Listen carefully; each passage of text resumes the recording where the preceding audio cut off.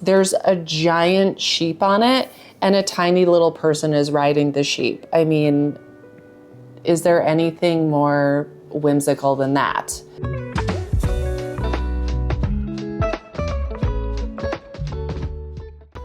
Hey friends, today I'm sharing everything I picked up at the New York Sheep and Wool Festival in Rhinebeck, one of my favorite weekends of the year for all things yarn, fiber, and community. All right, let's dive in. First up is this blue-faced Leicester Roving. I wasn't planning on buying any Roving to spin, but as soon as I saw this, something about it called to me. I fell in love with the color, the texture. I couldn't resist. I picked up a full pound of this Roving from the Sheepshed at Mountain View Farm. I actually really love the smell of this Roving. It's earthy, it's fresh, and my cats are weirdly obsessed with it. This is bare undyed Roving, which means those subtle striations of color are completely natural, straight from the beautiful sheep who provided this fiber. I don't have a project in mind for this yet, and if I'm being completely honest, I have not spun anything in a while, so I think I will just be happy to spin something first and then see what I'm inspired to make with it.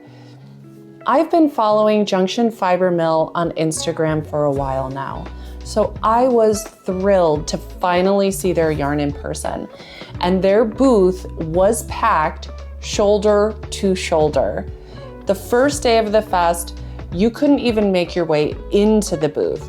You kind of had to strategically look for a break in the crowd and then squeeze yourself in, which sounds hectic, I'm sure, but it was so worth it. I managed to grab a skein of Roots Light and Making Tracks Light, both 100% American wool. I think these two skeins will look great paired together for the merino square bandana.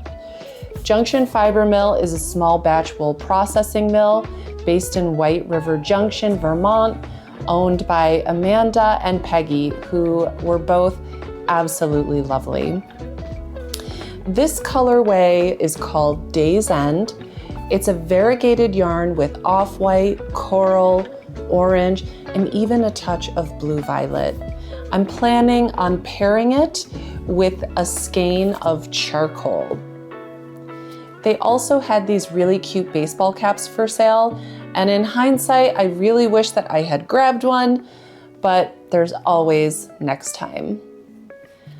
This year, I was on a mission to pick up some good merino wool, and Catskill Merino had exactly what I was looking for. They're a small, woman-owned New York farm specializing in Saxon merino wool. Saxon merino is incredibly soft. I bought all 8 skeins of their sport weight 2-ply in the colorway Bluestone. The color variations in these skeins are very subtle and remarkably beautiful. I'm going to be making Andrea Mowry's come back again with this, and if my calculations are correct, I'm only going to need 7 skeins for the project. But since these are hand-dyed limited edition colorways, I didn't want to risk running out. So I cleared the shelf of all 8 of the skeins they had from this particular dye lot. And I can't say that I'm sorry about it.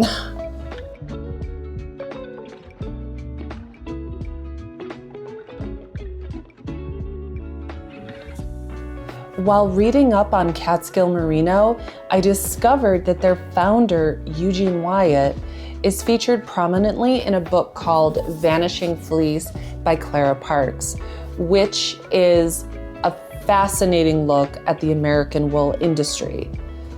So, funny story, I told my son he could choose any book he wanted at the festival. And there were a lot of different books there of all different age ranges, and yet he chose this one. I think it's because there's a giant sheep on it and a tiny little person is riding the sheep. I mean, is there anything more whimsical than that? So it's a little bit beyond his elementary school reading level, but he's been pretty glued to this book. I just love that I bought wool from that very farm and he unknowingly chose the book about its founder. Total serendipity. I ended up starting this book myself and I've really been enjoying it. It is just jam-packed with eye-opening insights into the wool industry in America and beyond, so highly recommend. One of the coolest parts of Rhinebeck, besides the fiber and the animals, is the books. In large part because many authors are there in person. So not only do you get the chance to grab a copy of a book you've wanted, but you can also meet the author and get it signed. Oh my gosh, I am covered in cat hair. Or is this the roving? I'm covered in cat hair and roving. Side note, if you spin yarn, you know you need a lint roller. I don't think anyone's cashed in on the custom lint rollers yet. There might be something there. Just saying. So I've been a longtime fan of Patty Lyons, who I lovingly refer to as one of the OGs of modern knitting education. I picked up the workbook for Knitting Bag of Tricks, which is a companion to her main book with the same title. And she does such a nice job of breaking highly technical aspects of knitting down into easy to understand morsels. I think one of the reasons I really like her style of teaching is that it feels similar to the way that I approach knitting. I don't just want to perform the steps. I want to understand the mechanics of what I'm doing so that I can improve my skills.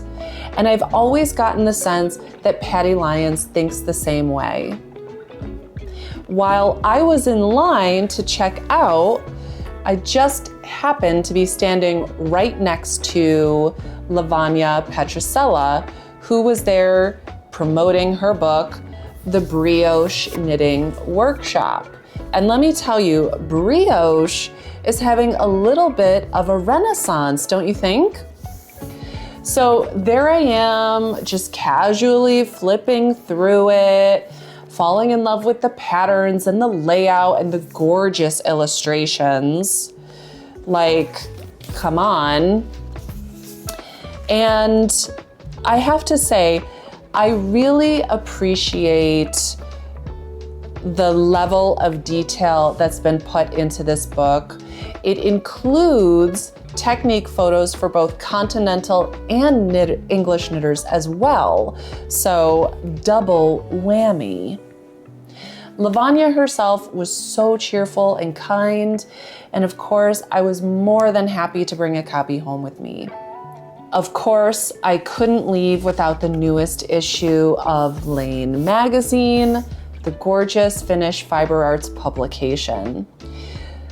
When I was younger, I could go to a specialty bookstore and I would have a huge selection of knit and crochet magazines to choose from. Literally an entire shelf's worth. Now I feel like there's just not that many anymore. And I'm just so grateful that something like Laine exists, because not only is it filled with excellent articles and patterns and photography, just The quality is just exceptional in so many different ways, even the quality of the paper itself. I even got to meet Helen, the founder, who was absolutely delightful. And I will say this, as someone who's attended numerous publishing events throughout their career, everything from academic to literary, I can say that fiber arts authors are probably among the kindest and most gracious authors I have ever met. I picked up this Dye with Plants Botanical dyeing kit from Goldenrod Fiber Studio. And when I looked into the company, I discovered that the creator of this kit is from Rochester, New York, AKA Flower City, and my hometown, which makes this kit feel extra special. Over the past year, I've become fascinated with plant-based dyeing, especially old world techniques. So this kit immediately caught my eye. I love that this kit comes with yarn that has already been mordanted, which basically means it's been prepped and it's ready to absorb the dye. It cuts out a huge step in the plant dyeing process. So you can literally just jump straight into the creative part. Each kit comes with a different plant, and I chose Black Knight Scabiosa, which should come out green, I think. We'll see. We'll just have to find out. These handcrafted stoneware clay buttons from Haulin Hoof Farm are such a special find. They're designed to resemble the classic Ohio Star quilt block, a perfect nod to traditional craftsmanship. I'm pretty sure these are the same buttons featured in Andrea Mowry's Come Back Again pattern photos. I had shown my daughter a picture of the cardigan and mentioned to her that I needed buttons for it. So if she happened to spot anything, then to grab them for me. And while I was at my workshop, she found these exact ones. How cool is that? I also found this beautiful wooden nail binding needle, and I don't know how well you can see it from there. So nail binding is new to me. It's a medieval fabric making technique that supposedly predates both knitting and crochet. And as soon as I heard the word medieval, I was like, okay, I need to learn how to do that. I'm really excited to learn how to do this and to share that process with you, so stay tuned for more. And finally, I picked up a couple of shirts. This one is of last year's 2024 festival design. This is by Laine Coppola. And this year's design with the new logo by Deirdre Roos. I think I'm saying that right. I apologize if I'm not. I also grabbed the tote bag with the new logo, and I know what you're thinking. You're thinking, another tote bag?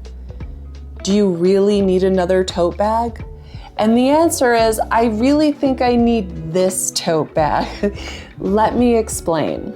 Okay, first of all, she's thick, sturdy, good quality, thick canvas. If you look at the back, easy access pockets. It has a zipper closure, which is fantastic, and a nice, big, juicy pocket in here, not to mention a ton of room.